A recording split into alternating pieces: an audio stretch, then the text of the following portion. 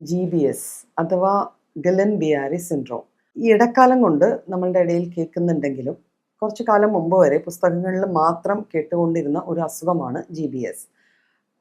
2019 ആ കാലഘട്ടത്തിൽ പെറു എന്ന സ്ഥലത്താണ് ഇതൊരു ഔട്ട്ബ്രേക്ക് ആയിട്ട്, ഒരു എപ്പിഡമിക് പോലെ ഒരു ഔട്ട്ബ്രേക്ക് ആയിട്ട് കുറേയേറെ മരണങ്ങളുണ്ടായ ഒരു കണ്ടീഷനായിട്ട് മാറിയത്. പക്ഷെ റീസെൻ്റ് ആയിട്ട് ഒരു 2 മാസം മുമ്പ് മുതൽ പൂനെയിൽ ഇതിൻ്റെ ഒരു ഔട്ട്ബ്രേക്ക് ഉണ്ടായെന്ന് കേൾക്കുന്നു. ഈ ഒരാഴ്ച മുന്നേ നമ്മുടെ കോട്ടയത്ത് ആദ്യമായി GBS ബാധിച്ച് ഒരു മരണം കേരളത്തിൽ റിപ്പോർട്ട് ചെയ്യപ്പെട്ടു. അപ്പം എന്താണ് ഈ GBS? പല പല വീഡിയോസ്, ധാരണകളും തെറ്റിദ്ധാരണകളും പടർത്തിക്കൊണ്ട് നമ്മളുടെ സോഷ്യൽ മീഡിയയിൽ കാണുന്നുണ്ട്. അതായത് GBS ഒരു ബാക്ടീരിയ കോസ് ചെയ്യുന്ന ഒരു അസുഖമാണെന്നാണ്. ആക്ച്വലി GBS എന്ന് പറയുന്നത് ഒരു ഓട്ടോ ഇമ്മ്യൂൺ കണ്ടീഷനാണ്, ഒരു ഓട്ടോ ഇമ്മ്യൂൺ ഡിസോർഡർ ആണ്. ആ കണ്ടീഷനിലേക്ക് നയിക്കുന്ന കാരണങ്ങളിൽ ബാക്ടീരിയാസ് ഉണ്ടാവാം, വൈറസസ് ഉണ്ടാവാം. ഇപ്പോൾ സൈറ്റോമെഗാലോ വൈറസ് അതൊരു കാരണമാണ്. പിന്നെ സയനോ ബാക്സിലസ് ജിജനൈ എന്ന് പറഞ്ഞ ബാക്ടീരിയ ആണ് ഇപ്പോൾ കോമൺലി കേൾക്കുന്ന ഈ ബാക്ടീരിയയുടെ പേരാണ്. അത് നമ്മളിൽ വന്ന് നമ്മളുടെ ഒരു തരത്തിലെ ഒരു ഡൈജസ്റ്റീവ് ഡിസോർഡർ, ഭക്ഷണത്തിൽ നിന്നാണ് പൊതുവെ ഇത് വരുന്നത്. ഭക്ഷണം, വെള്ളത്തിൽ നിന്ന് ഈ ബാസിലയോ അല്ലെങ്കിൽ ഈ വൈറസോ നമ്മുടെ ശരീരത്തിൽ എൻട്രി കിട്ടിക്കഴിഞ്ഞാൽ അതിൽ നിന്ന് നമ്മളുടെ GITയിൽ സിംറ്റംസ് ഉണ്ടാവുക. അതായത് നമുക്ക് വയറിളക്കം ഉണ്ടാവുകയോ ഛർദിൽ ഉണ്ടാവുകയോ ദഹനവുമായി ബന്ധപ്പെട്ട കുറേ ലക്ഷണങ്ങൾ കാണിക്കും. പലപ്പോഴും ഇത് നമ്മൾ സാധാരണ ചികിത്സയിൽ നോർമലായി പോവുകയും, അല്ലാത്ത പക്ഷം ചില ആൾക്കാരിൽ മാത്രം ഇത് ഒരു ഓട്ടോ ഇമ്മ്യൂൺ റെസ്പോൺസ് ശരീരത്തിൽ തന്നെ, അത് ശരീരത്തോട് തന്നെ ഒരു ഇമ്മ്യൂണിറ്റി കാണിക്കത്തക്ക വിധത്തിലുള്ള ഒരു റെസ്പോൺസ് ജനറേറ്റ് ചെയ്യുകയും അതിൻ്റെ ഭാഗമായിട്ട് നമ്മുടെ നെർവസ് സിസ്റ്റം, നമ്മുടെ നാഡീവ്യൂഹത്തെ ഇത് ബാധിക്കാൻ തുടങ്ങും. ഇപ്പോൾ GBS ബാധിച്ചു കഴിഞ്ഞാൽ അതിൻ്റെ മെയിൻ സിംറ്റം എന്ന് പറയുന്നത് ഒരു ascending sort of paralysis. Ascending എന്ന് പറയുമ്പോൾ താഴെയിൽ നിന്ന്, നമ്മുടെ കാലിൽ നിന്ന് മേൽപോട്ട് വരുന്ന തരത്തിലുള്ള ഒരു പാരാലിസിസ് ആണ്. നമുക്ക് അനങ്ങാൻ പറ്റാത്തൊരവസ്ഥ വരിക, പാരാലിസിസ് എന്ന് പറഞ്ഞാൽ ആ രീതിയിലേക്ക് വരികയാണ്. അപ്പോൾ കാലുകളിലൂടെ മേലോട്ട് വന്ന് നടുഭാഗം, പിന്നെ കൈകൾ, റെസ്പിറേറ്ററി ഒരു ഡിസ്ട്രെസ് വരിക, അവസാനം കോമയിലേക്ക് പോയി ആൾക്കാർക്ക് മരണം ഉണ്ടാവാൻ സാധ്യതയുള്ള തരം കണ്ടീഷനാണ്. ഇതിൻ്റെ റെക്കഗ്നിഷനാണ്, നമ്മളിത് മനസ്സിലാക്കണം.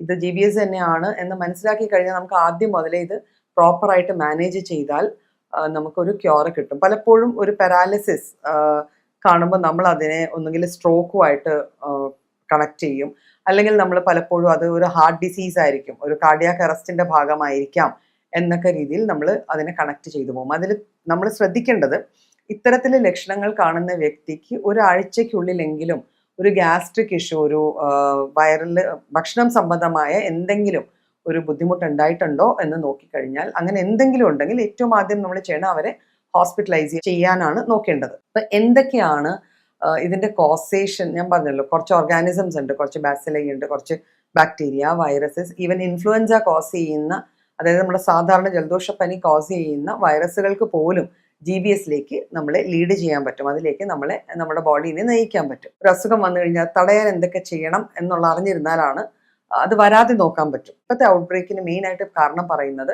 അൺകുക്ഡ് അല്ലെങ്കിൽ പ്രോപ്പർലി കുക്ഡ് അല്ലാത്ത മാംസാഹാരം. ഇതിലൂടെയാണ് ഈ ഓർഗാനിസം, പ്രത്യേകിച്ച് ആ ബാസിലൈ നമ്മുടെ ശരീരത്തിലേക്ക് കടന്നു കയറുന്നത്. പൊതുവെ ചിക്കൻ മീറ്റ് ആണ് ഇതിലെ ഏറ്റവും വലിയ കൾപ്രിറ്റ് എന്ന് പറയുന്നത്. പ്രോപ്പറായിട്ട് ഒരു 70 ഡിഗ്രിക്ക് മേലെ കുക്ക് ചെയ്യാത്ത വിധത്തിലുള്ള ചിക്കൻ നമ്മൾ കഴിക്കാതിരിക്കുക. പുറത്തുനിന്ന്, നമ്മൾ വീട്ടിൽ നിന്നല്ലാതെ ഭക്ഷണം കഴിക്കുമ്പോൾ പുറത്തുനിന്ന് കഴിക്കുന്ന ഭക്ഷണത്തിൽ ആ ഒരു സ്പെസിഫിക്കേഷൻ പ്രത്യേകം നോട്ട് ചെയ്യുക. അത്തരത്തിലെ ഡിഷസ് മാത്രം നമ്മൾ കഴിക്കുക.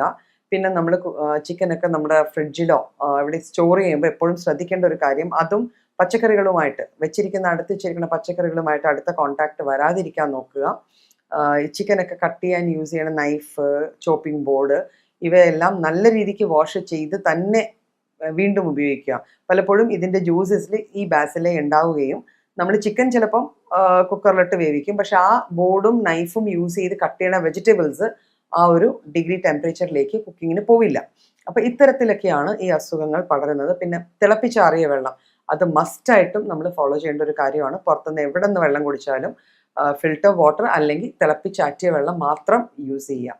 അപ്പം ഇത്തരത്തിലെ പ്രിക്കോഷൻസ് എടുത്തുകൊണ്ട് ഈ വന്ന ഔട്ട്ബ്രേക്കിനെ നമുക്ക് നല്ല രീതിക്ക് കൺട്രോൾ ചെയ്യാൻ പറ്റും. അപ്പം അത് ശ്രദ്ധിക്കുക.